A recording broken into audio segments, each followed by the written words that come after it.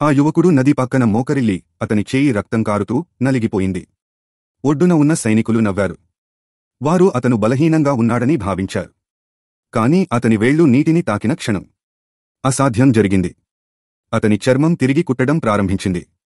రక్తం ఆగిపోయింది. నొప్పి తగ్గిపోయింది. స్వస్థత అతని చేతిపైకి వచ్చింది. త్వరలోనే అతని శరీరంపై ఉన్న ప్రతి మచ్చ పొగమంచులా మాయమైంది. చూస్తున్న వారందరూ ఆశ్చర్యపోయారు. శత్రువు జనరల్ కూడా వెనక్కి తగ్గాడు. ఎందుకంటే ఇది కేవలం బాలుడు కాదు. అతను సముద్రదేవుని కుమారుడు. నీరు అతన్ని స్వస్థపరచడం మాత్రమే కాదు, అది అతనికి విధేయత చూపుతోంది. అతను శక్తితో మెరుస్తూ తన పాదాలపైకి లేచాడు. గాలి మారిపోయింది. అలలు మారిపోయాయి. అతని స్నేహితులు భయంతో ముందుకు పరుగెత్తారు.